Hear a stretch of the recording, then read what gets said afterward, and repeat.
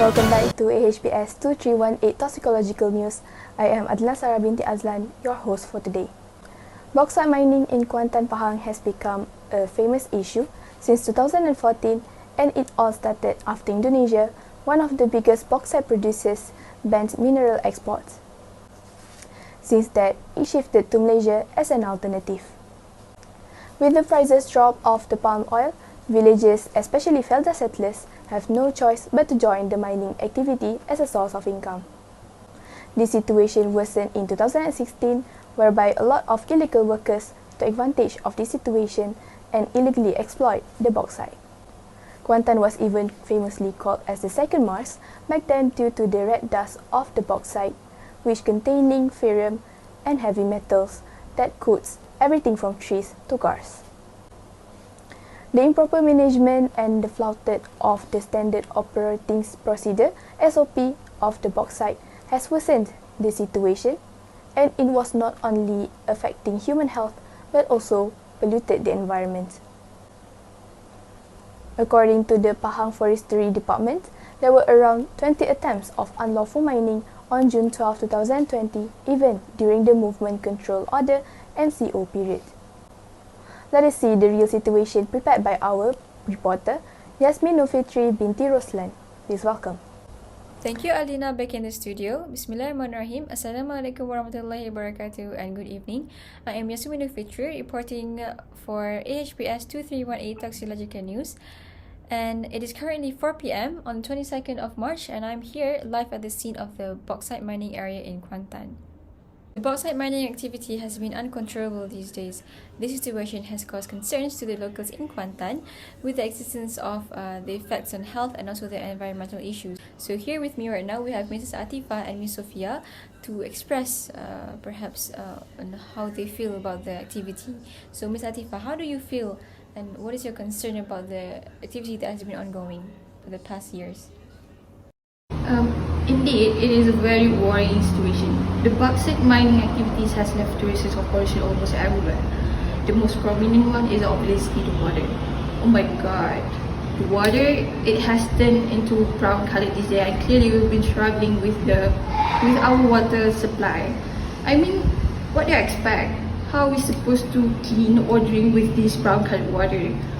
And another issue. The mining activities also has left our surroundings with constant dust. And I have a 4-year-old son and he's asthmatic. The past few days had been coughing non-stop, and we need to rush him to the emergency section to get his lungs checked. Also, since we live quite near to the bauxite mining place, we were often disturbed by the noise come from there. I have a little kid, I mean a baby at home, and we all know that baby need extra sleeping hours. But because of the noise that come from there, my daughter's sleeping schedule is kind of messed up, and it is not good for my daughter. And we did make a report, but unfortunately no actions were done. And I'm very concerned, especially on the part that it will cause mud floods when the rainy season comes. So I'm begging to the authorities, please do something about this. Thank you, Ms. Atifa. So indeed, the bauxite mining activities has given such huge impacts to the locals in all ages. So now we'll move on to Ms. Sophia, who is one of the workers. Is there anything that you would like to voice out as one of the workers in the site?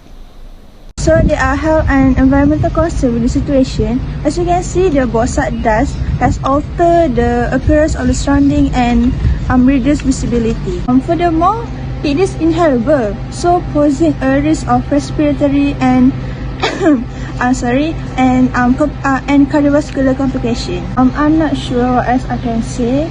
We, the worker, are simply responsible for doing our jobs and obeying the operator's order. However, as someone who has been on the mining site and witnessed this incident, I believe that this operation should be suspended until things get normal and resumes adequate planning. Alright, thank you Mrs. Atifa and Ms. Sophia for their concerns. And that's all from me. I pass back to Alina Sarah back in the studio. Thank you. Thank you, Yasmin. It is clear that bauxite mining is a serious problem to deal with. The authorities should be responsible upon their greedy action and prioritize the environment and human health. Preventing unlawful and uncontrolled mining activities can be done by finding or imprisoning those who are engaged in the unlawful mining action. In long term, it is obvious that bauxite has caused a lot of undesirable effects rather than benefits. AHBS 2318 Toxicological News reporting, and Assalamualaikum.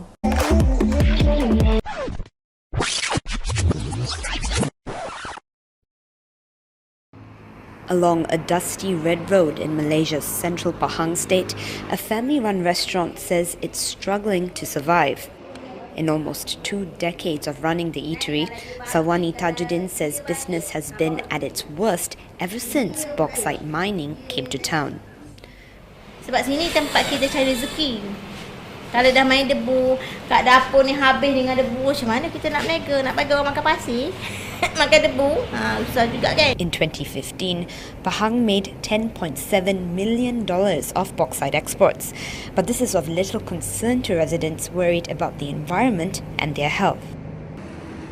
It's a fear even for those who could benefit from the pollution, like this car wash owner. Macam kita sukalah kan, tapi dah sakit, batuk ada lagi. Dah pergi doktor tak? Dah semua. There are also fears of health risks from contaminated water. Bauxite mining has also been blamed for turning rivers and parts of the sea red whenever it rains heavily. The federal and state governments say they are aware of the concerns and are analysing the waters. They're also suspending all mining activities in the state for 3 months beginning January 15th. The suspension period will be used to clear existing stockpiles and enforce stricter regulations in an industry that has been tainted with allegations of corruption.